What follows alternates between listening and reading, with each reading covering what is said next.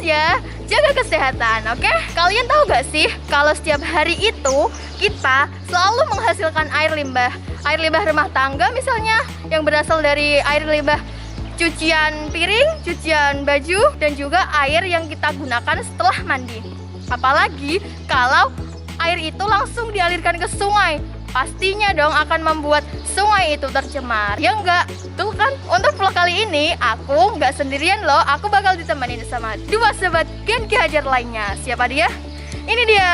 Hai sobat Gen Ki Hajar, aku Arum. Halo, aku Nabila. Habis ini kita bakal ngajak kalian ke suatu tempat. Dimana itu? Stay tune ya. Oke teman-teman, kali ini kami akan menunjukkan sungai yang sudah tercemar di daerah kami. Warga sekitar membuang air limbah langsung ke sungai tanpa diolah terlebih dahulu. Hal tersebut menyebabkan kondisi air sungai yang keruh dan bau yang tidak sedap. Untuk itu kami akan membuat alat sederhana untuk menyaring air limbah sebelum dibuang ke sungai. Tujuannya agar air sungai tersebut tidak tercemar, ekosistem terjaga, dan air tersebut dapat digunakan kembali sesuai dengan kebutuhan. Selain itu, tujuan kami yaitu membiasakan perilaku hidup bersih dan sehat.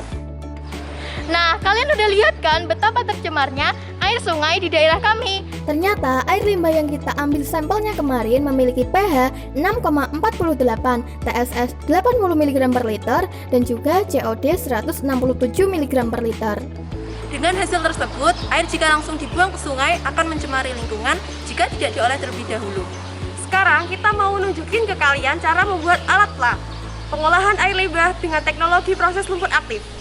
Untuk membuat alat prototipe PLA ini, kita membutuhkan bak air limbah yang di dalamnya sudah ada tawas, pompa air beserta selangnya, bak akuarium bersekat dengan ukuran 60 cm x 30 cm x 35 cm yang dibagi menjadi 3 bagian.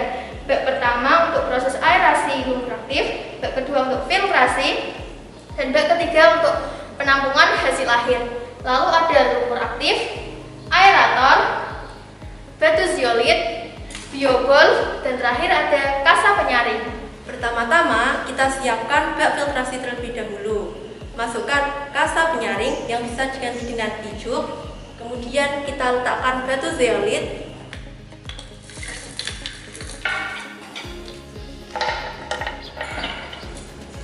Lalu kita letakkan biobol.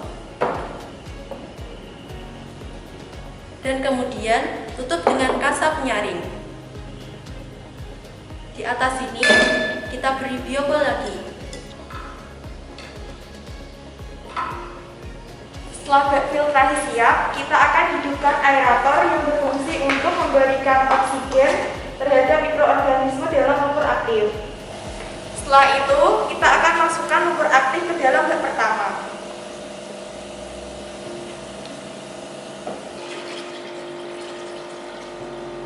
Oke, sekarang kita akan uji coba prototipe PLA ini dengan cara memasukkan air limbahnya. Air limbah yang terdapat pada bak air limbah sebelumnya diberi tawas terlebih dahulu, lalu didiamkan selama 24 jam atau 1 hari. Tujuannya supaya terjadi penggumpalan atau koagulasi pada partikel besar air limbah sehingga dapat mengendap atau terjadi proses sedimentasi, dan partikel-partikel besar yang melayang di air limbah disapu terlebih dahulu.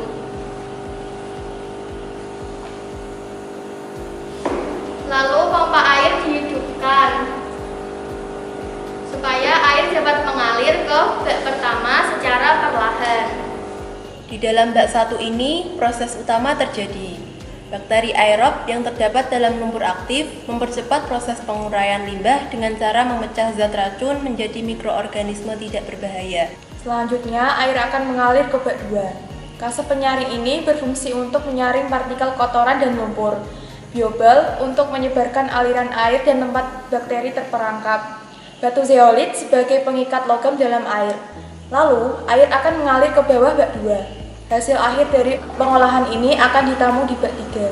Bisa dilihat air di dalam bak 3 ini sudah bersih dan jernih dan dapat langsung dibuang ke sungai. Untuk memastikannya, kami akan melakukan pengujian pH, MLLS, dan juga COD dari sampel air ini. Setelah kita uji lab, air limbah sebelum diproses memiliki pH 6,48, TSS 80 mg per liter, dan COD 167 mg per liter. Sedangkan air limbah setelah diproses memiliki pH 6,53, TSS 20 mg per liter, dan COD 67 mg per liter. Ini artinya kualitas air limbah yang telah diproses di prototipe pla ini telah memenuhi kualitas air baku mutu. Berdasarkan data dari air limbah inlet dan outlet, kita dapat menghitung efisiensi alat. Hasilnya 60% efisiensi COD dan 75% efisiensi TSS. Jadi, kualitas air outlet sudah memenuhi kualitas standar. Prototipe alat ini kami buat setelah melalui 2 kali percobaan. Percobaan pertama kami gagal karena filtrasinya kurang berjalan dengan baik. Lalu kami memperbaikinya dengan menambahkan kasa penyaring sehingga proses penyaringan berjalan dengan baik. Kekurangan dari proses pengolahan menggunakan lumpur aktif ini diantaranya membutuhkan area instalasi yang cukup luas dalam penerapannya di lapangan, mengingat proses lumpur aktif ini membutuhkan waktu yang cukup lama, bahkan bisa berhari-hari. Harapannya alat ini dapat berguna dan dapat diterapkan dalam kehidupan masyarakat sehingga dapat mengatasi permasalahan pencemaran air agar ekosistem tetap terjaga. Itulah proses pembuatan prototipe pla kita. Semoga video ini bermanfaat. Sampai jumpa. Salam Genki Ajar. Kita harus